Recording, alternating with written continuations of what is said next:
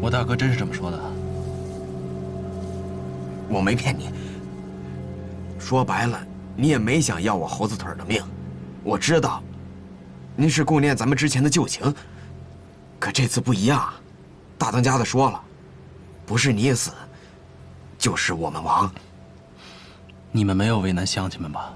没有。这事儿我知道该怎么办，不过到了岛风坡，您就得加点小心了。黑炮和白炮可着急在大当家面前立功呢，又加上吃了你们的大亏，这次不会轻易放过你们。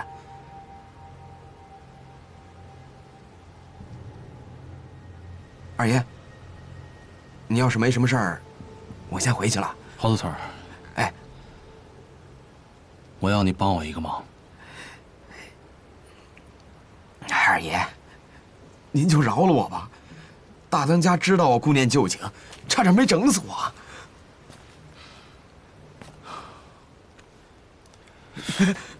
你就真的甘心一辈子在山上这么高不成低不就的混着，然后眼睁睁看着黑炮白炮他们哥俩起势压着你翻不过身来？这样，我不跟你绕弯子了。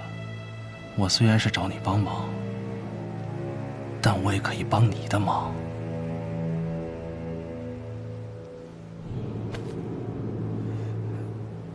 二爷，您什么意思？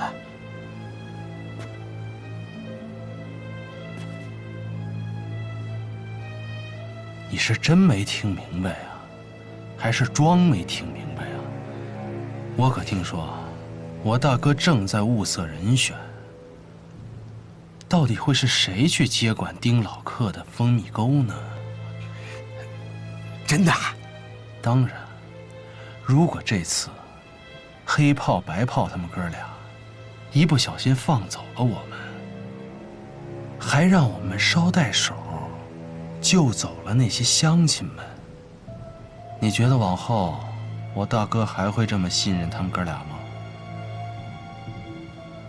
二爷，这跟我没什么关系吧？那你就当我什么也没说。回吧。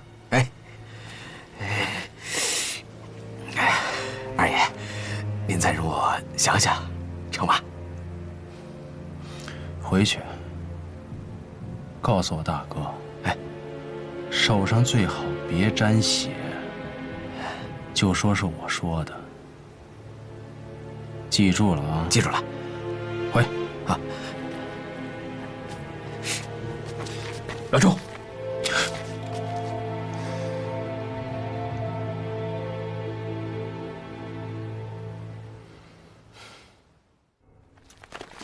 后面跟上！快！后面的跟上！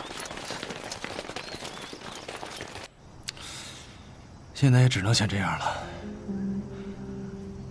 我相信，这颗种子种下去，应该会有个好收成。烽火，他能保证小兰他们的安全吗？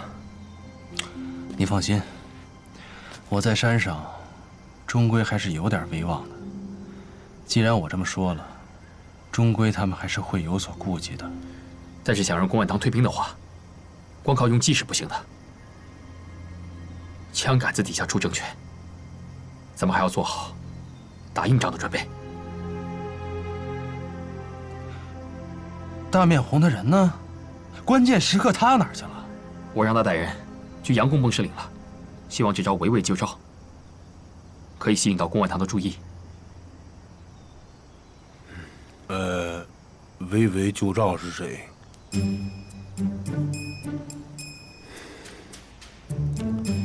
去，添乱！围魏救赵是个好人呐。哦，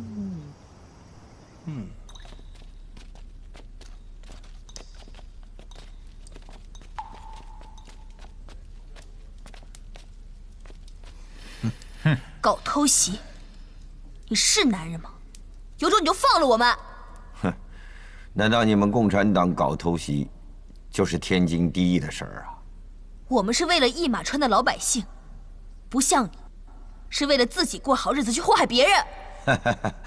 越来越伶牙俐齿了，到底是杨烽火的女人呢？好，我这就成全你，和杨烽火一起去死。你杀不了他的。他现在可是丧家之犬，一败涂地呀。你才一败涂地呢！你去一马川问，有人说你的好话吗？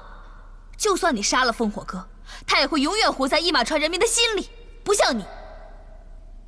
即使你活着，也天天有人盼着你去死呢。连自己的老婆都不喜欢你，这不算一败涂地？好，说得好，说得好。我现在就让你永远活在一马川人民的心里。来，成全他。你们还真想动真格的？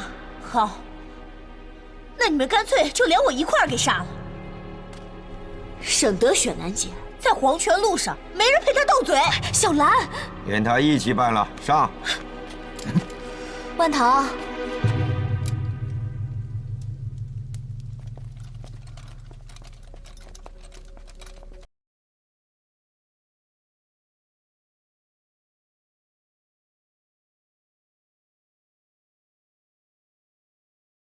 他起来见不着您，到处找您，结果在小屋子里发现了文琪少爷的牌位。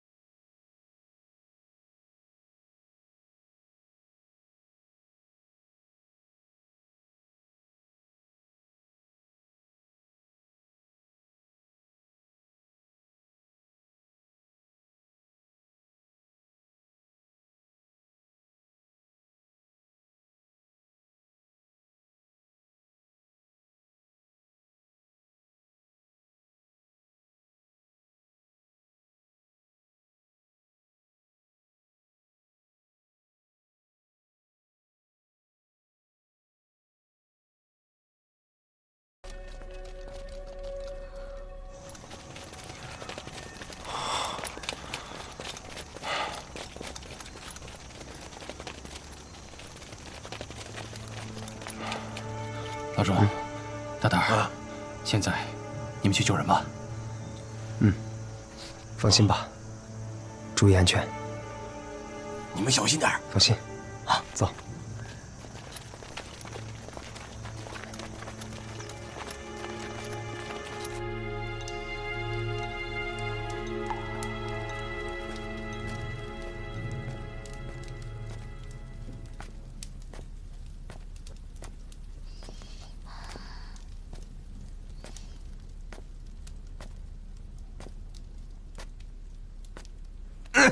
侯爷好。忙着。哎，看好他们啊！哎呦，又被我逮着了吧？哎，小姑娘，什么表情？不搭理我，我还不搭理你呢。哼。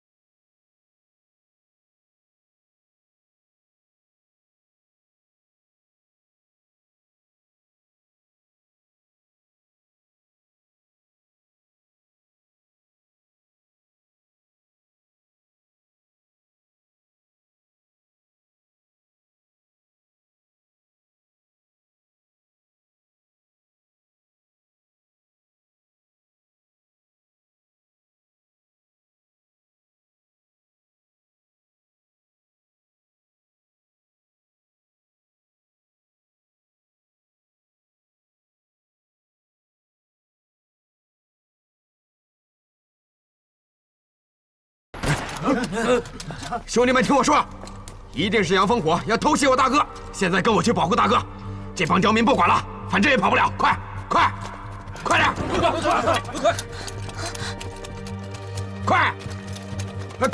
快！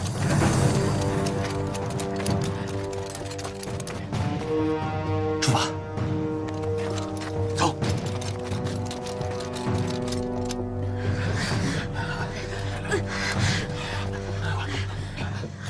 大当家，杨烽火好像杀过来了。慌什么慌啊？遇见的事就大喊大叫的，没用处的东西。白袍黑袍，在，准备出击。是。走，快点！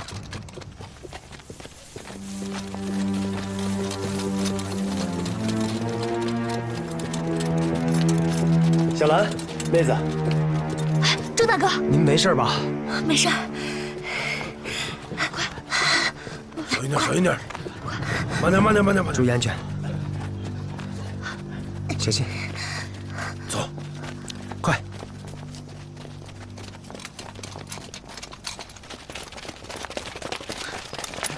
往哪走？快跑！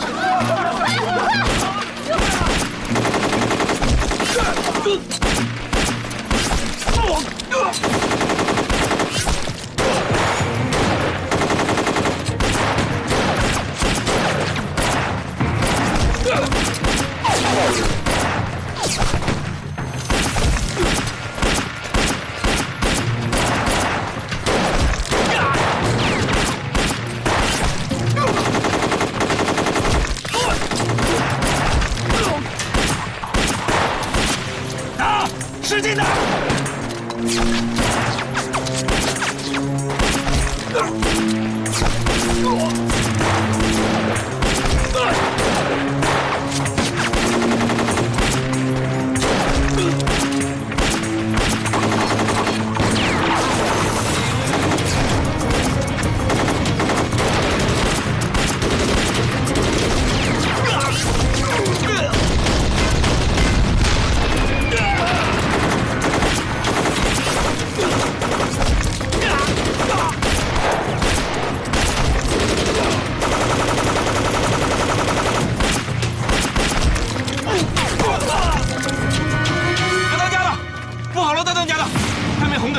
袭击山寨啊！嗯，你真的看清楚了？大面红，他敢袭击繃石岭？是啊，侯爷，我没有说假话。大面红的人全部都在袭击山寨啊！大面红，猴子腿儿，告诉兄弟们，不要再追了，是，迅速撤回繃石岭。是。雪楠，杨大哥，小兰，杨大哥，周大哥，杨大哥，妹子，你没事吧？没事。真好。瞧你那傻样！放开！你俩咋不知道害臊呢？哥，本来我跟周大哥早晚都是要成亲的。就是，大舅哥，哎，周大哥，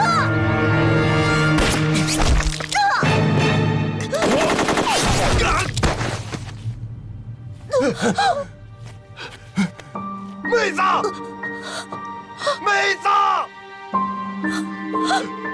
妹子，小兰，小兰，小兰，妹子，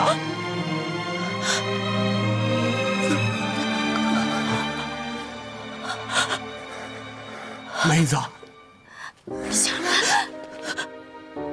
周大哥，他啥都跟我说了。他说我是第一个喜欢你的姑娘，是吗？所以小兰，你不能有事儿。我死了以后，你会想我吗？小兰，我还没娶你呢，你不会死的，不会死。朱大哥，你要答应我，以后你要走正路，不要再当土匪了。本来你的半生就漂泊不定，无故意，也不要让小兰担心你。小兰本想心疼你一辈子，可是你一定要答应我，你一定要好好的管好你的下半生。我答应你，小兰，我什么都答应你。你抱着我，再靠近我一点。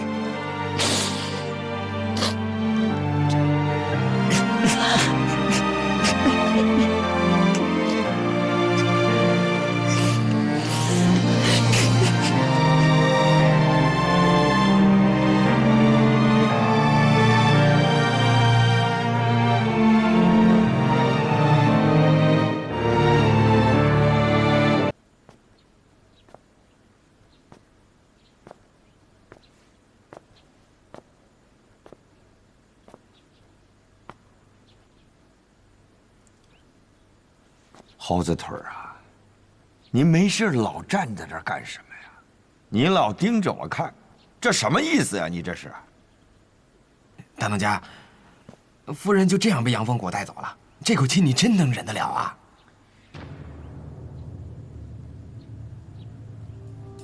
你不能硬来。夫人要在杨丰国那儿过夜，这事儿要是传出去，你的名誉可就……猴子腿儿，挑上几个兄弟，备马，天黑之前随我下山，接夫人回来。哎，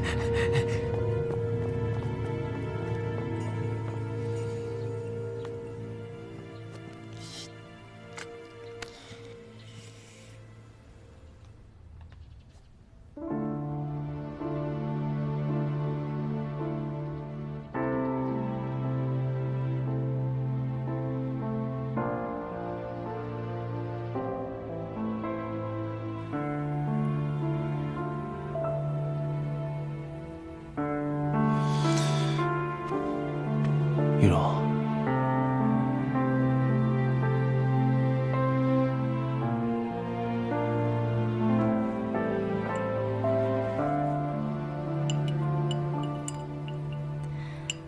我这是在哪儿？喝口红糖水吧。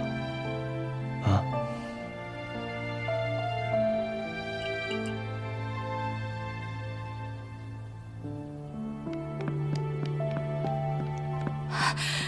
火哥，公安堂带人把这包围了。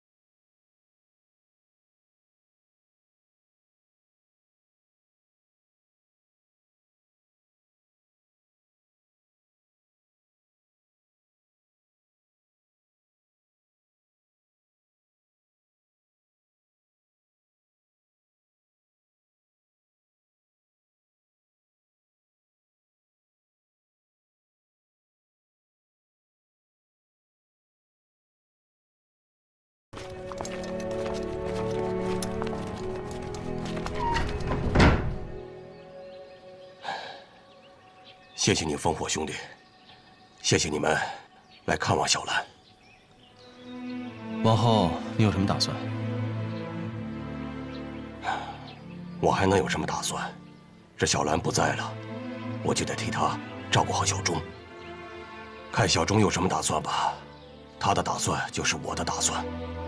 不过烽火兄弟，你放心，这以后啊，要是有用得着我的地方，你知会一声，我肯定到，风雨无阻。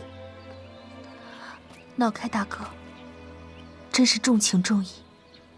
要不，你加入我们的队伍吧，这样咱们就可以天天见面了。我倒是也想啊，可我这背后不是还有几十号人吗？我总不能丢下他们不管吧？不是？那你们俩呢？烽火，我想一个人待一阵子，等我缓过来了，我和大胆就去找你。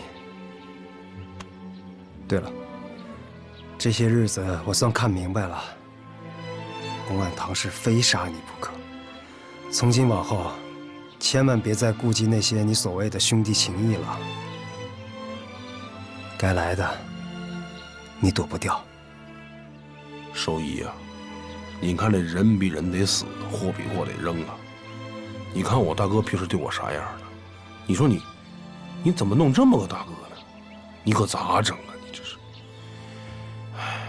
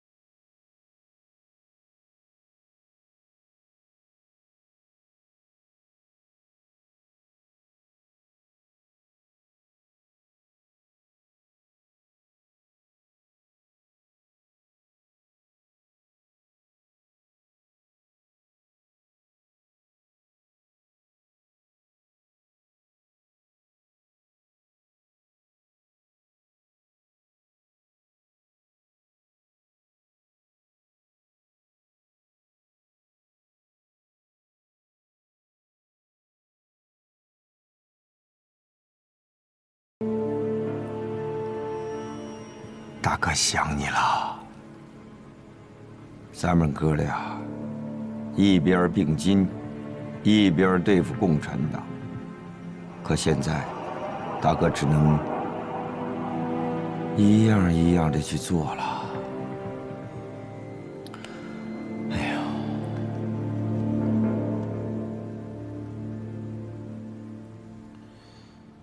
这次公案堂他折损了不少兵马，短期内应该不会来冒犯我们。但是洪当家的，我担心他会对你进行报复。是啊，这老贼他肯定会报复我的。但你别忘了，宋兄弟，我马尔山那可是易守难攻的好地界，我才不怕他公案堂呢。哼！洪当家的，你们势单力薄，要不这样吧，你把队伍带下山来，加入我们，咱们对付起公案堂来也更有把握嘛，是不是？宋兄弟，你这就可太小看我大面红了。想当年日本鬼子都奈何不了我，区区一个公案堂，哼，我还就在这马尔山等着他。等我打败了公案堂，放心，我一定带着我全部的兄弟姐妹，接受你们共产党的改变。既然洪当家的这么有信心，那我就不多说了。不过，如果公案堂敢去报复你，一定尽快通知我们。行，就这么定了，走了。火哥，大妹子，杨大哥，我就知道我今天回马尔山，你肯定会来送我的。这次呀，多亏了你，我们都得谢谢你。哎呀，我呀，就在公安堂屁股后面那么来了一下，你们才是主力嘛。大妹子，我大哥这个人呢，报复心强，加上最近他的心里特别不痛快，所以我担心他可能会找你的麻烦。火哥，还是那句话，如果我和公安堂真的打起来，你帮谁啊？我肯定帮你啊！看见没，臭丫头，火哥心里是有我的。那好吧，那我回猫耳山了，你们啊，就等着我打败公安堂的好消息吧。大妹子，崩石岭人多势众，武器装备精良，所以你千万不要冲动，千万不要贸然出击，就守好了你的猫耳山。如果真的出了什么问题，我跟宋连长，我们会想办法来帮你。放心吧，这仗我赢定了。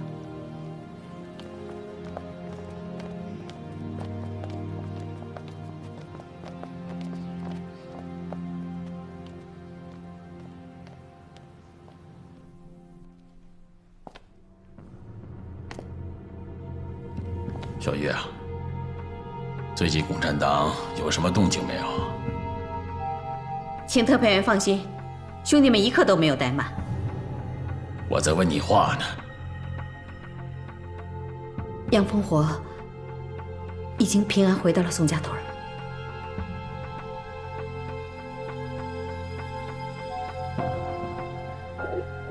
弟兄们，你们要马不停蹄地去打探消息，我们绝不能有一丝一毫的懈怠，绝不能。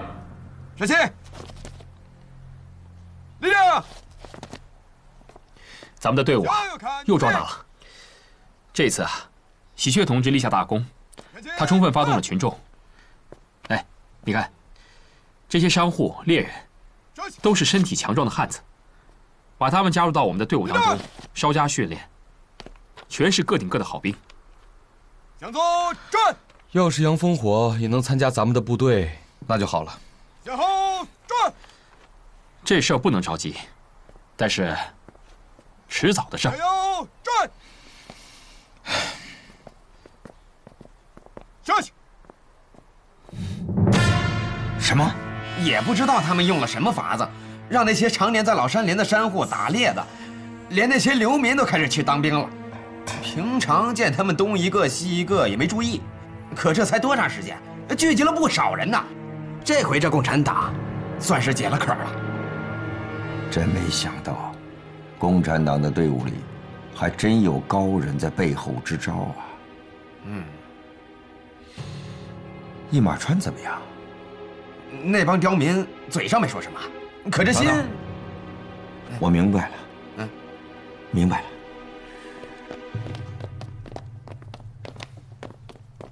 杨大哥，有件事情我需要告诉你一下。这次我们在收编猎户的时候，得到了一个消息，查清了冷山和文琪之死的幕后黑手，是国民党江云鹏干的。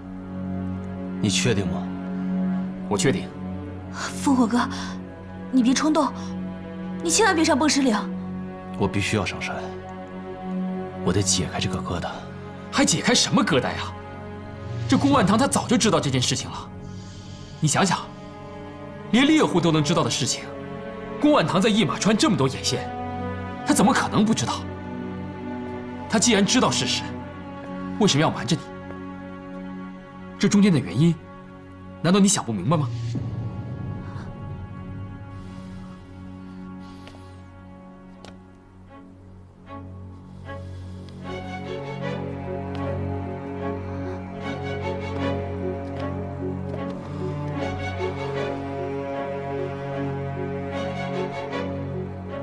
还有，你跟公安堂10几年的兄弟，你对他忠心耿耿，四处维护他的利益，可他为什么就是不相信你？因为他恨你，恨你跟玉荣姐的感情。不用再说了，我就要说，玉荣姐她是个好人，可她的儿子根本就是一马川的祸害。闭嘴！毕竟是他的亲生骨肉，要不是因为我，他不会死。烽火哥，你回不回来，文琪他都会出事。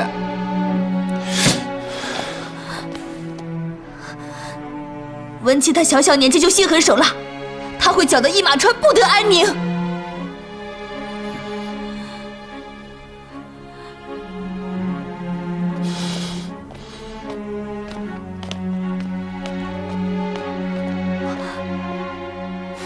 雪楠，这话虽然难听了，但是你说的没错。文琪的死，始终都是他的心结，咱们得帮他解开。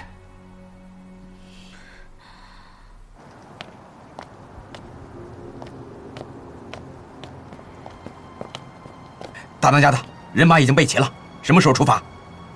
走吧。哎，都给我精神点啊！跟着大当家的，我们去孝敬那帮刁民。准备出发！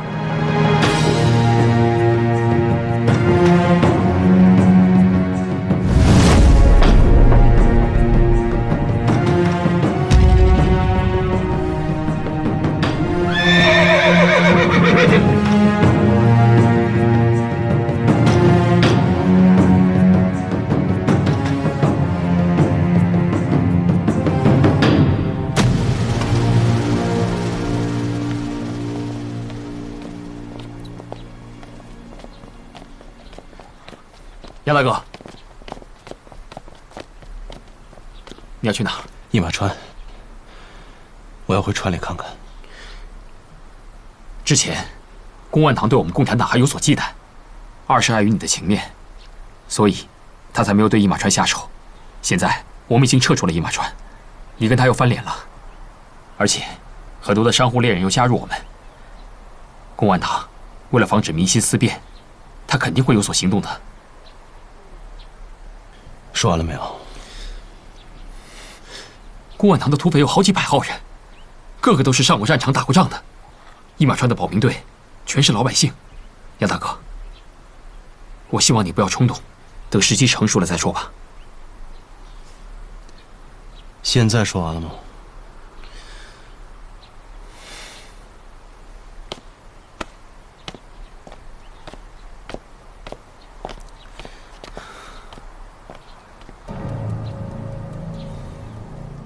龚大当家的，老朽想问你一下，听这意思，从今往后这一马川就又姓龚而不姓杨了，是不是大伙儿又得交保民费，交不上的，又得被你逼得上吊呢？孙先生严重了，一马川他从来就没有姓过龚，也不要说什么姓杨的。这么着吧，这保民费大伙儿可以不交。但是只要姓杨的和共匪离开一马川，从今天起，我不踏入一马川一步。好，我相信龚大当家的言出必行。但是，我也要告诉你，他日烽火和共产党还会回来的，老朽期待着这一天。孙老头，你给我闭嘴！给脸不要脸，你个老头儿！哎呀，说什么呢？孙先生德高望重，他的话还是要听的。孙先生，我今天不想让你死，我知道你现在也不怕死，我留着你这条命，我让你期盼着。哎，把那个比这张嘴更臭的东西拿上来，我赏你，我赏你用膳。龚万堂简直不是人！孙老先生这么德高望重，他居然用这么卑鄙的手段！宋连长，你一定要想个办法呀！如果你不回去，那一马川的老百姓那就没有好日子过了。埋藏，你要干什么去？连长，你还要忍吗？要我说，咱们就直接去平了崩士岭。咱们坐在这儿，眼看着他们为非作歹，我他娘咽不下这口气。你怎么还不明白？这龚万堂就是阳奉阴违的找茬。你这么冲动的话，只会中他的奸计。莲儿，你先回去，转告孙先生，让他千万不要想不开。你也转告乡亲们，告诉他们，千万不要跟公万堂正面冲突。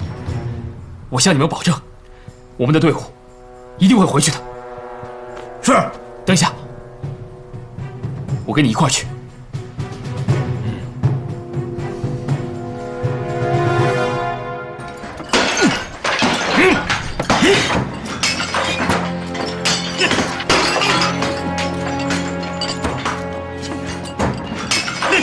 我想知道，这杨烽火到底什么地方好？你非得死乞白赖的跟着他啊？公万堂，他有什么好？不去问问你老婆，为什么到现在还忘不了他？停！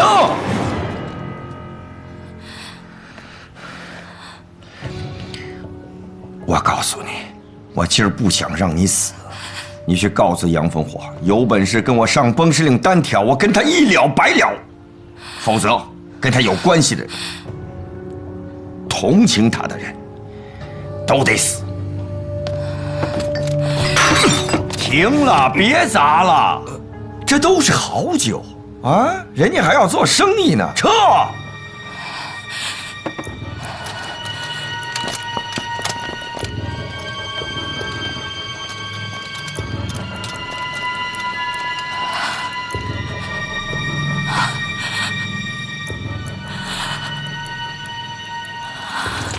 呀！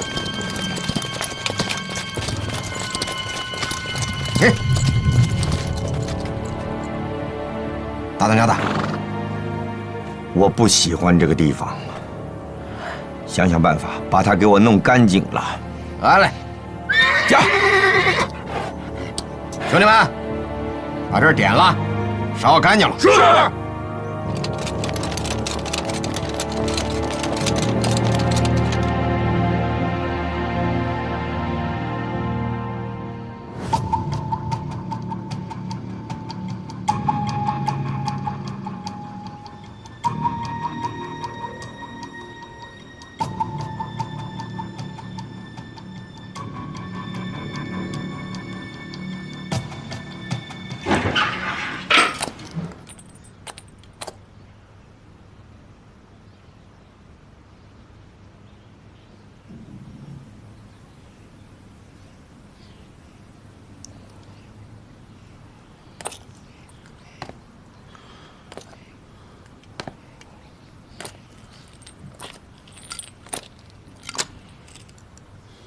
崩石岭上的人干的？不是。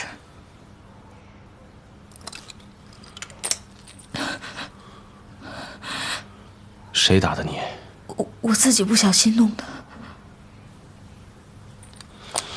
好。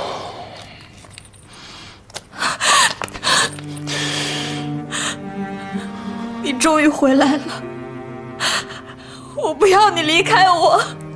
倩儿，把手放开。不，你别走，我害怕。你陪陪我好吗？抱抱我，好吗？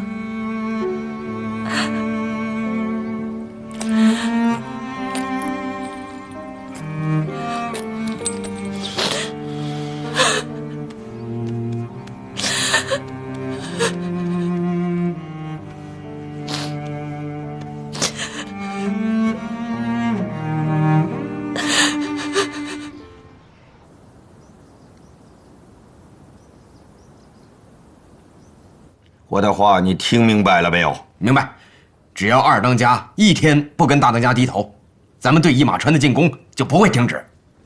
对，让一马川的人都知道，以前他们有多爱杨烽火，现在就多恨杨烽火，直到有一天他上山来见我为止。得嘞，大当家你放心，我别的本事没有，就对付那些刁民，我有一麻袋的点子。啊，还有呢，从今往后没有什么二当家的了，啊，只有一个叫杨烽火的，他是崩石岭的仇人啊，明白。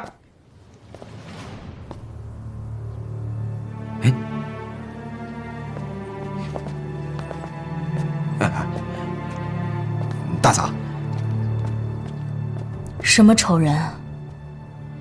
啊，我是在说啊，以后谁再捣乱，让一马川不太平，他就是崩石岭的仇人。冤家宜解不宜结，我劝你还是和共产党和解吧，这样也能造福一马川的百姓。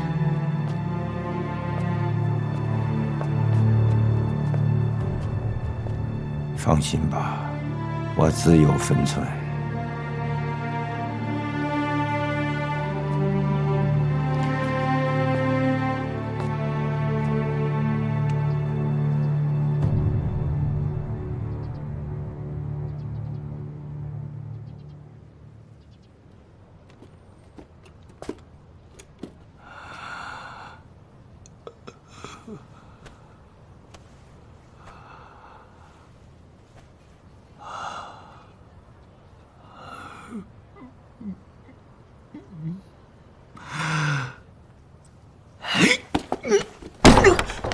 孙先生，孙先生，怎么回事啊？不要管我！哎呀，孙先生，不能这样！孙先生，哎呀，你这是何苦啊？老朽再怎么说，我也是一儒生啊！今天遭受了如此大辱，时时无言，再苟活于世，让我去吧！孙先生，孙先生，你不能动怒啊！你应该相信杨队长和宋连长。孙先生，你还记得韩信和司马迁吗？我明白，我什么都明白，可是做到太难了，太难了。我知道这件事情对您来说是奇耻大辱，但是如果您就这么死了，您就不能亲眼看见我们踏平崩石岭，手刃公万堂了。对呀，孙先生，难道你就不想看到我们共产党去解放华北、解放东北、解放华南，把我们的红旗插在五湖四海的角落里吗？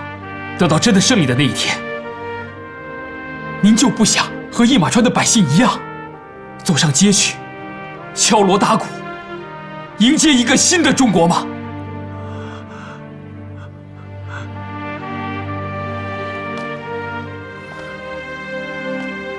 孙先生，公万堂他确实可恨，可是区区一个公万堂，如何能跟新中国相提并论？您是大儒，您是要见证历史的，您的使命是把历史写进书里，传给后人的。就这样草草地结束自己的生命，您不觉得可惜了一点吗？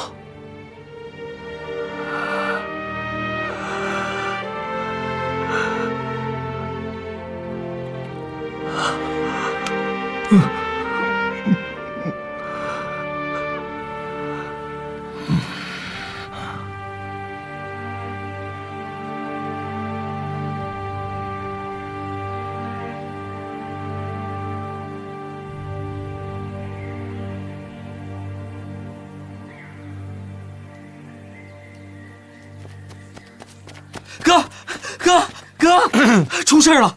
公万堂派人把喜鹊爹的坟给刨了，说要鞭尸。喜鹊已经去了，你快跟我去吧。快走！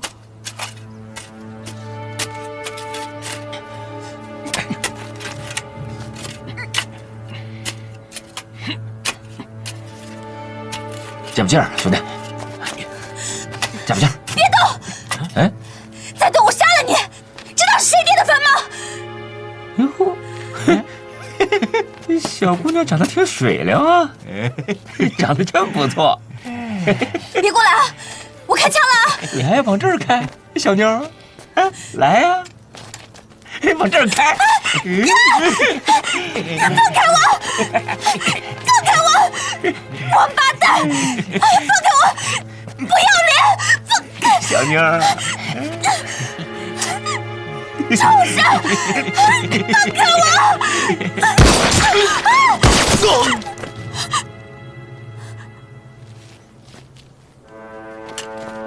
喜鹊，你没事吧？没事。风后哥，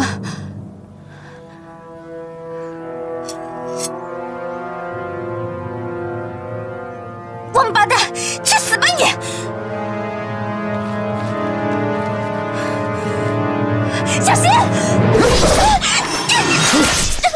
啊，喜鹊！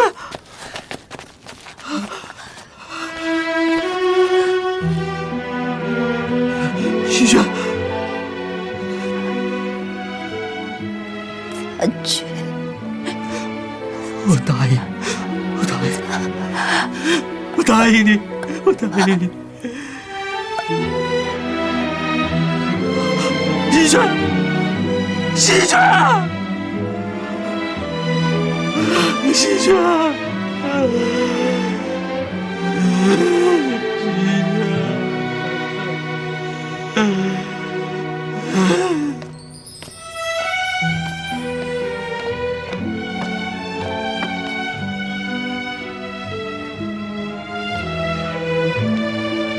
怎么了？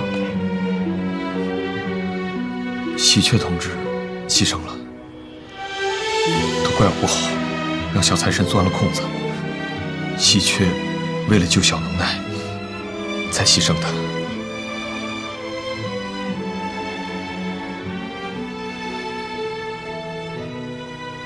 喜鹊是个好姑娘，好好安葬她。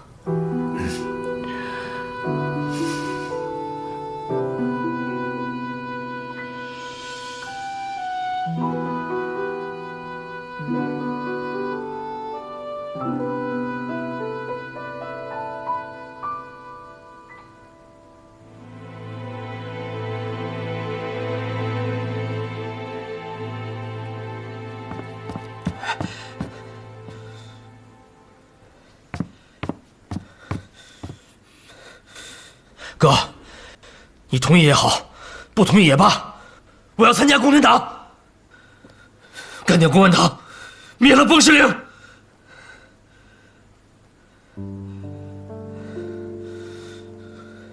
哥，你能不能说句话呀？你逃避啥呢？现在一马船都啥样了，你不知道吗？别独自公安堂，老孙都那么大年纪了，他逼着人家吃屎。还有喜鹊，就因为他参加了共产党，他叫人把他爹的坟都给扒了，刨出来鞭尸。喜鹊呢？对不起，我不想听这个，我只要你告诉我，从今往后，咱就跟公安堂对着干，干得他一个土匪都不剩。别再说了，小能耐。你不是不想跟公安堂反目成仇吗？那就跟他做一辈子兄弟吧。但是从今往后，我小能耐不再是你的兄弟。你对我的大恩大德，我下辈子做牛做马还给你。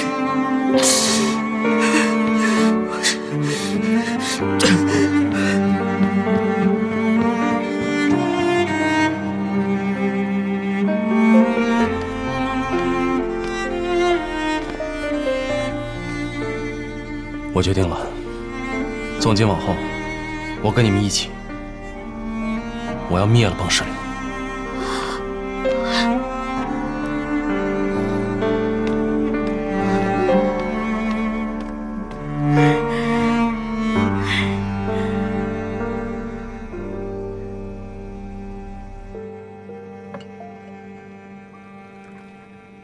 妙啊，真是大快人心呐！杨烽火虽然没有死，但也折了半条命。哼，终归我们还是小有所成。杨烽火和公安堂之间再也没有什么兄弟情了，有的就只有兵戎相见，你死我活。真是太好了。云鹏，我看你今天挺开心的，我们要不要庆祝一下呢？不要得意忘形，该庆祝的日子还在后头呢。你看着，这一马川从此将永无宁日。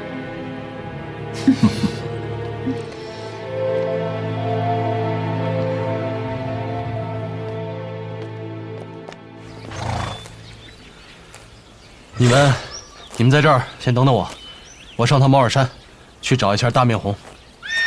猫耳山？我哥那是去还情债，还完了就回来了。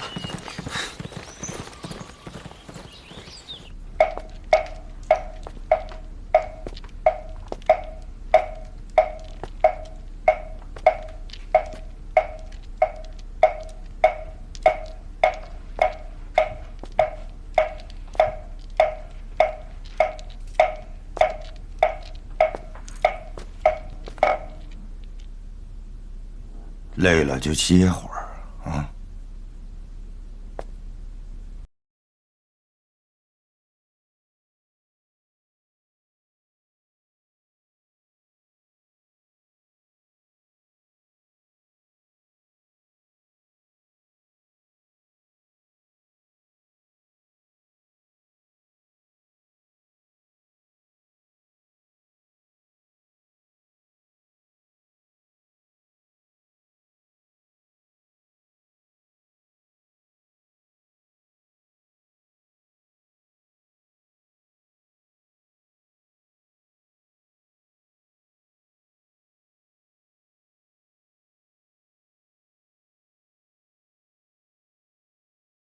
你咋来了？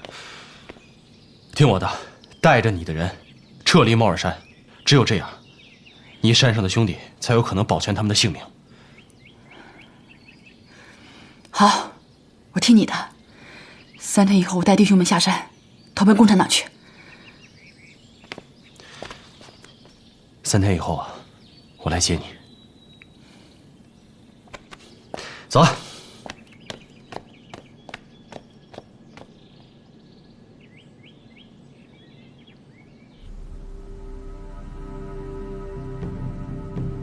知道为什么找你来吗？大当家应该有什么新计划？你小子还算聪明啊！我先问你，共军最近有什么动静没有？回大当家，屁都没有。我放出去的眼线告诉我，这段时间他们一直在宋家屯练兵。越是风平浪静，越得当心呐。啊！我之所以这段时间没有动他们，是怕把他们逼上梁山。要知道，河江这个地界儿不仅仅只有这么点共产党，要是让他们乱了我们的并进计划，那就不划算了。攻打猫耳山的计划已经准备的差不多了。大当家，猫耳山不行，那个地方太险要，它几乎没什么漏洞。要不是咱崩石岭后面有片雷区，就单论这天险，它高出我们一大截呢。你小子真有长进呐！不但知己知彼，而且学会了敢说实话。攻打猫耳山，我准备了一条奇计。至于是什么，你自己先琢磨琢磨。等到我们攻下猫耳山，我准备派你在山上守着。怎么？你不乐意？不，只要大当家一句话，我猴子腿干到土地，就算折我2条猴腿，我一定把猫耳山跟你打下来。大哥确实没有看错你。行了，早早准备吧。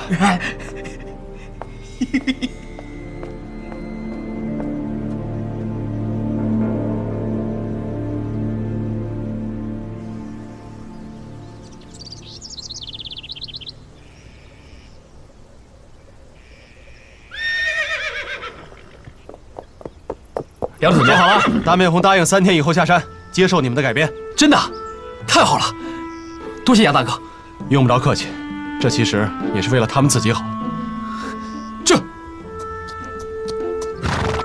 走。聊好了。聊完了。大面红为什么这么听你的？大面红为什么这么听我的？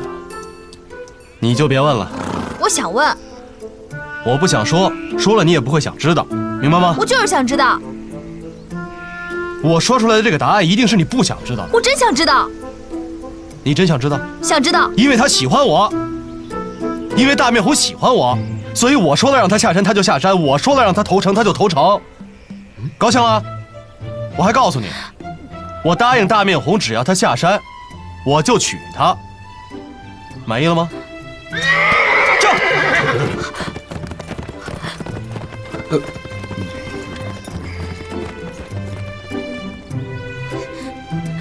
你不要脸！这。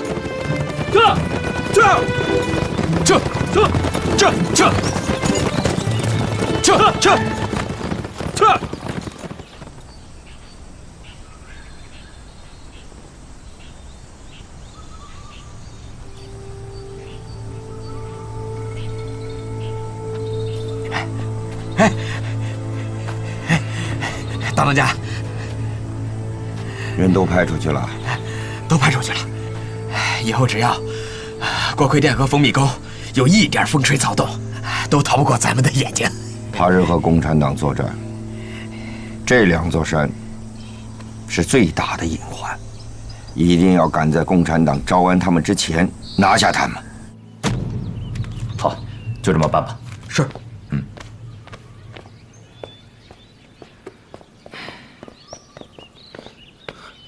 政委，啊，哎呦，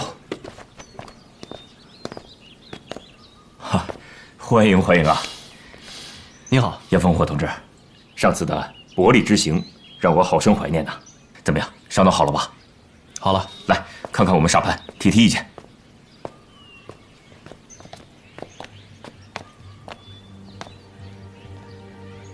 方领导，我劝你还是把这3块金直接换成公万堂的旗帜就好了。你的意思是？丁老客就不多说了，锅盔店、猫耳山，迟早的事情。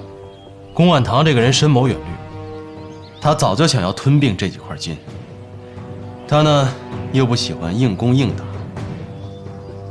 用他的话说，就是应该借力打力，用最小的投入换取最大的利益。最近这段日子他没有动静，我猜他一定在谋划如何拿下锅盔店和猫耳山。大面红小财神不是他的对手。你说的也有道理。一旦4金合并为1金，那我们的形势就会更加严峻了。所以啊，我们得想一个办法，保住大面红和小财神，至少把他们拉到我们的队伍中来。大面红方面已经同意接受我们的改变了。那好啊，我们就可以团结一切可以团结的力量了。政委，我倒有个想法，我们可以让公万堂尽快攻打小财神。侉子，咋了，姐？咱们去加入共产党的队伍，你觉得咋样？都听你的，姐。那咱要是留在毛尔山，跟他公万堂死磕到底呢？你觉得咋样？都听你的，姐。你咋啥都听我的？你让我干啥我就干啥，你让我揍谁我就揍谁，你让我去哪儿我就去哪儿，都听你的，姐。我找你来是来跟你商量商量，你整一句啥都听我的，那我要死了呢？我跟你死去，姐。滚！是。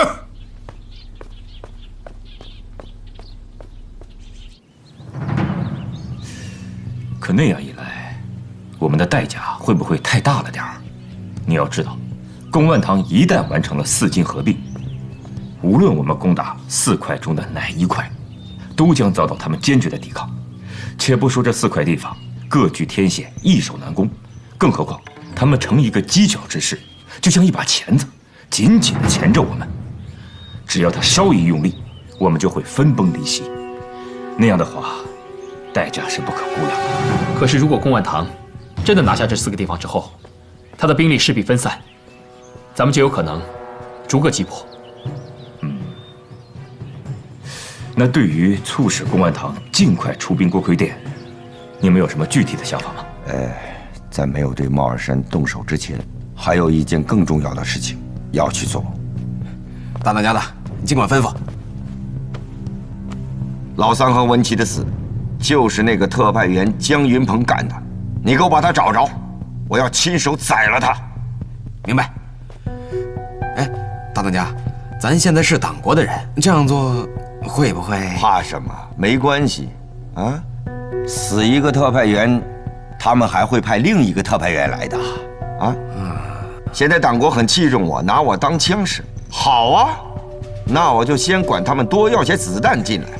至于我打谁不打谁，那还不是我说了算啊！厉害！要我说，这委员长的位置就应该让你。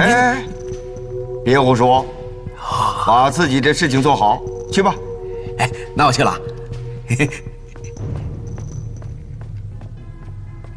方领导，我跟宋兄弟商量好了，我们打算组建一支新的力量，通过奇袭攻打崩石岭。那你们有没有什么具体的方案？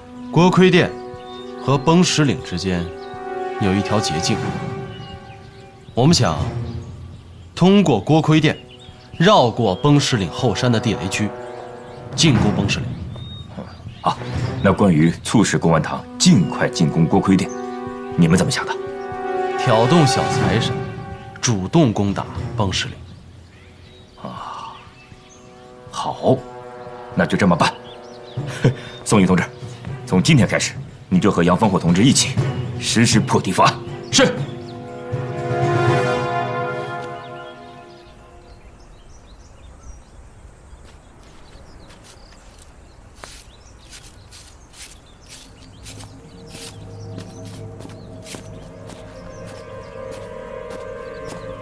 大哥，进展的如何了？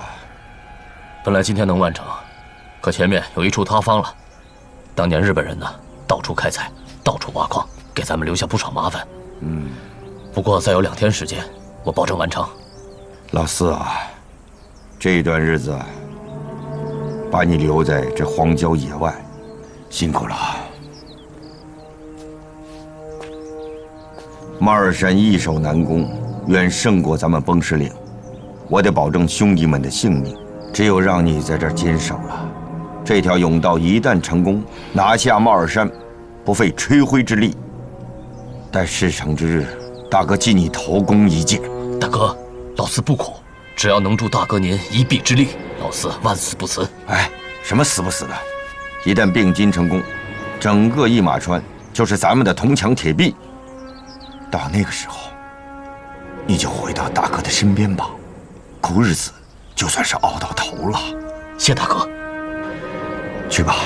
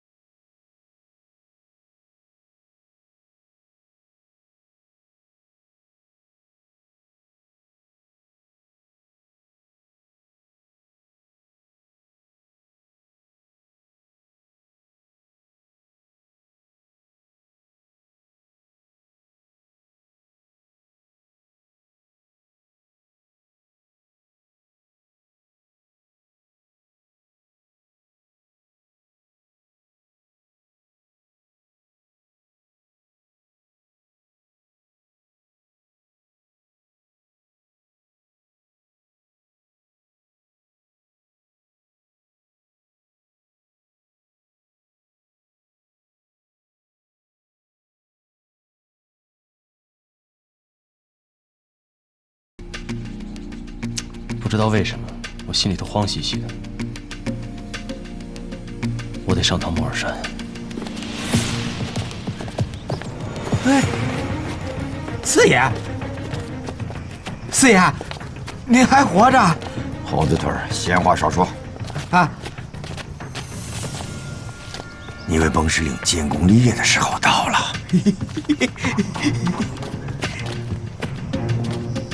兄弟们，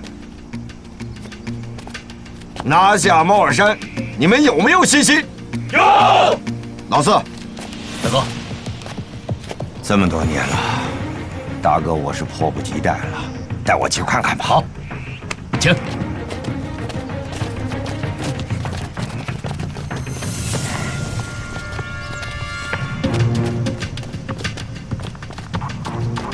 大哥，你看，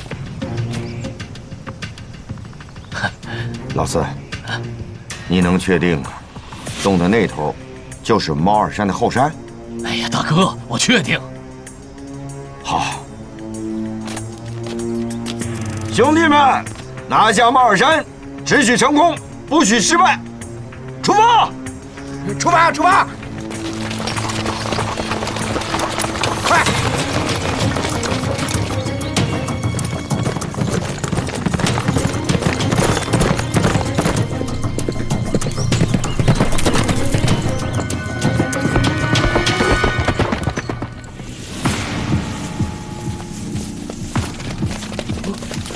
快快！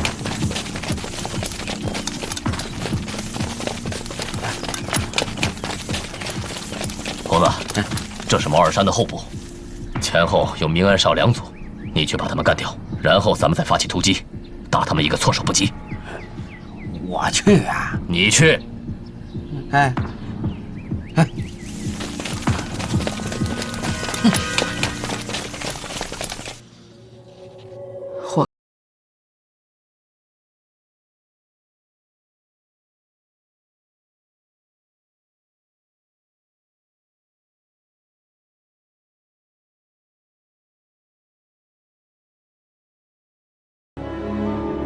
你愿意娶我吗？